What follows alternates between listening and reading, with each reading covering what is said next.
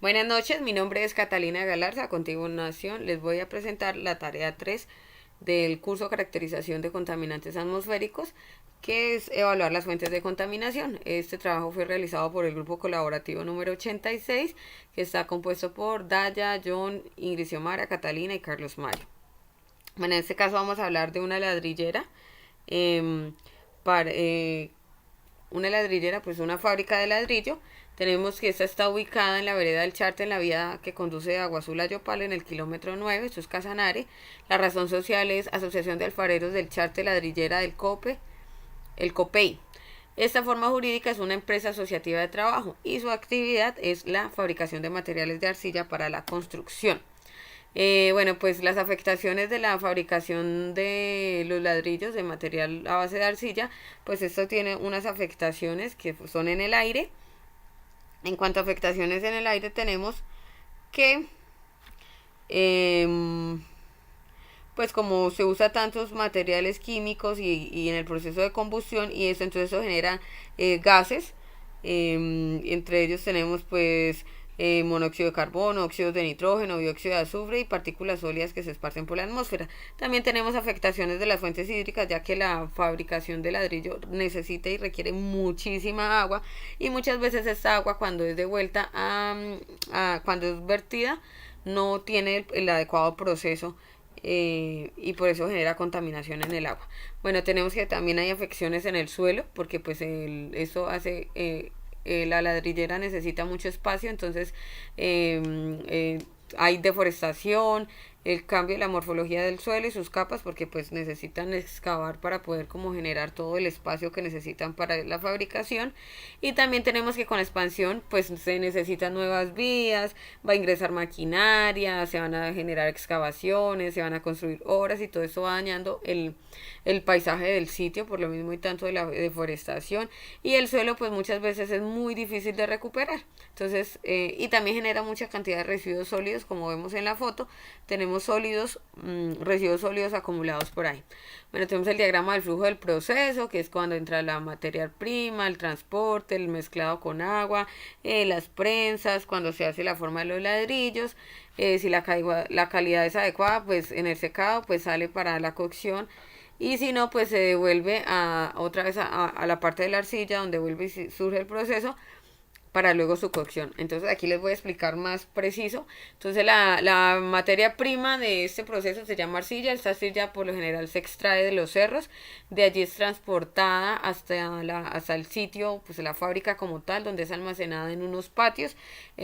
Por un tiempo ella se deja como expuesta al aire para generar un secado, y allí ese proceso se llama de maduración. Entonces en este proceso pues tiene algunos tratamientos previos como de triturado, como de molido, de tamizado para sacarle como los materiales y que generen impureza en la arcilla.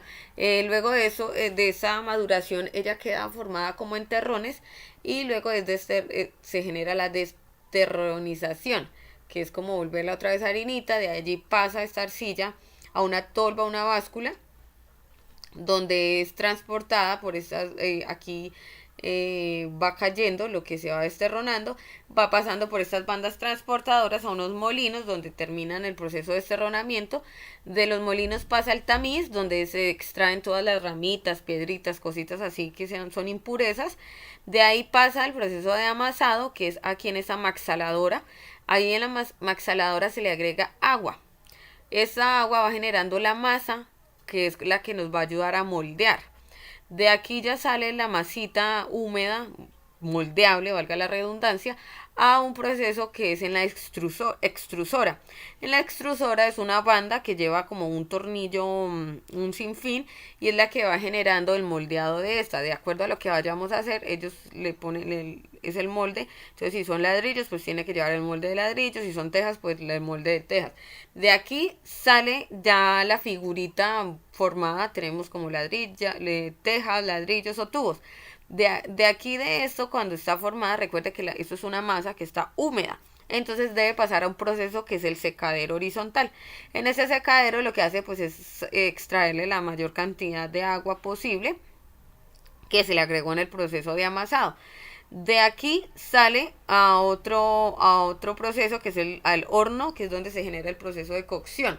En este secadero, cuando los ladrillitos o las cejitas tienen grietas o se desploman, simplemente vuelven otra vez al proceso inicial para pasar otra vez acá, volver al amasado y volver a ser reutilizado ese material. El que salió bien pues sigue su proceso al proceso de cocción que les he informado. Esto es un túnel, aquí se alcanzan temperaturas de 90 a 1000 grados centígrados donde pues el ladrillo se seca y de ahí sale pues al proceso de revisión y empaque, que es donde se vea, pues donde se mide la calidad del producto, que sea adecuado el tamaño, la forma, que no tenga grietas, y luego eso se va al proceso de almacenamiento, que es una bodega grande donde se van acumulando de tal manera que no se caiga. Más o menos ese es el proceso de producción. Ahora tenemos qué combustibles se usan. Para esta actividad se usan combustibles como el gas natural, el coque de petróleo, el coque micronizado, el fuel, el carbón y la biomasa. También en algunos casos se utilizan combustibles altamente contaminantes, como son las llantas, los aceites gastados, la madera, el acerrín, residuos industriales. Recuerden que la quema de llantas y de maderas y eso genera mucha contaminación atmosférica, porque esto genera emisiones como la emisión del gas natural. Pues el más recomendable es como el gas natural, que es el que menos emisiones genera. El coque de petróleo, el coque mineralizado, las emisiones del aire son moderadas y pues tienen alto contenido de azufre. Entonces son significativas. En el proceso de quema del material como la madera, que es la biomasa, el carbón y entre otros, eso se usa para alimentar el horno. Entonces eso genera alta contaminación atmosférica. Y también recordemos que cuando el ladrillo es transformado, pues todos esos vehículos, porque en muchas etapas del proceso se usan vehículos, entonces todos esos vehículos pues generan contaminantes, gases contaminantes como azufrados, nitrosos, el dióxido de carbono, tenemos también partículas compuestas, tenemos una cantidad de... En este momento, no tienes conexión a internet porque está activado el modo avión. Bueno, ahora vamos a pasar a los contaminantes emitidos. Bueno, ya les decía que era el monóxido de carbono, óxido de nitrógeno, óxidos de azufre, el material particulado y el óxido nitroso. Estos se generan, bueno, en el proceso. Entonces tenemos unos estándares que son los que miden pues unos estándares admisibles que aplica por la legislación colombiana. Entonces tenemos acá la resolución 909 del 2018 que regula las emisiones de los hornos de ladrillo, por la cual se establecen las normas y estándares de emisión admisible de contaminantes a la atmósfera por fuentes fijas. Entonces tenemos el artículo 30 que dice que los estándares admisibles de emisión para las industrias como la fabricación de cerámica o como la ladrillera, de referencia y con oxígeno de referencia al 18%. Entonces dichos estándares deben cumplirse en cada uno de los puntos de descarga de las industrias para la fabricación de productos de cerámica refractaria y no refractaria. Entonces aquí tenemos que entre los combustibles que se usan hay unos estándares máximos permitidos de emisiones. Entonces tenemos de que cuando el combustible es sólido, entonces material particulado que no sea superior a 250 miligramos por metro cúbico, de dióxido de azufre que no sea 550, de óxido nitroso que no sea mayor a 550 miligramos por metro cúbico. Igual tenemos las de los líquidos, y el gaseoso pues no aplica porque no, por ejemplo para el material particulado no aplica. El gaseoso sería como el gas natural, que es el que más, como que el que menos contamina, el que menos contaminantes atmosféricos genera. Bueno, aquí tenemos el artículo 32 que dice que para contaminantes peligrosos en las industrias, que pues es el HCl y el HF, pero pues eso no aplica para todos porque no todos lo generan. Tenemos el artículo 33, el artículo 34, que habla todo sobre pues que según el tipo de horno, que si hornos discontinuos o hornos continuos, entonces que no exceda determinada temperatura. Entonces ahora tenemos los métodos de medición. ¿Cómo medimos la contaminación que está generando esa fabricación? Entonces tenemos el método de medición directa, que se realiza a través de procedimientos donde se recolecta una muestra usando equipos muestreadores para su posterior análisis o mediante el uso de analizadores instrumentales. Para este método pues tenemos como muchos tipos de métodos tenemos aquí como las características del método 1, el método 2. Entonces el método 1 dice que es la determinación del punto de velocidad de la muestra para fuentes fijas. El método 2 es la determinación de la velocidad y la tasa de flujo volumétrica de gases en chimenea. El método 3 habla del análisis de gases para la determinación del peso molecular base. El método 4 habla de la determinación del contenido de humedad en gases en la chimenea. Por la determinación de emisiones de material particulado en fuentes fijas es el método 5. El 6 habla de la determinación de las emisiones de dióxido de azufre en diferentes fuentes fijas. Y así tenemos estos para lo que es la medición directa. Bueno, tenemos unas consideraciones adicionales para la evaluación de emisiones atmosféricas, y es que la evaluación de emisiones por medición directa tiene como ciertas clausulitas que tiene que ser tomada como mínimo 30 minutos después de iniciar la operación del proceso y finalizar antes de que se detenga la operación del mismo. Que las pruebas deben ser realizadas bajo las condiciones de operación representativa de la fuente fija del protocolo. Se considera una operación representativa aquella que se realice bajo condiciones de operación iguales o superiores al 90% de su operación normal. Para la determinación del cumplimiento de material particulado y de dióxidos de azufre se deben realizar 3 pruebas de corridas, a menos que el IDAN determine algo diferente.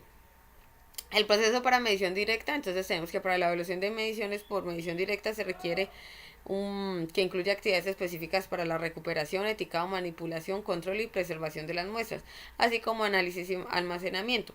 Y también debe incluir formatos, registros de campo, listas de chequeo y etiquetado de las muestras. Si la medición se realiza mediante la aplicación de factores de emisión o balance de masa, la descripción deberá detallar el procedimiento para hallar cada uno de los valores, teniendo en cuenta las posibles correlaciones que sea necesario realizar.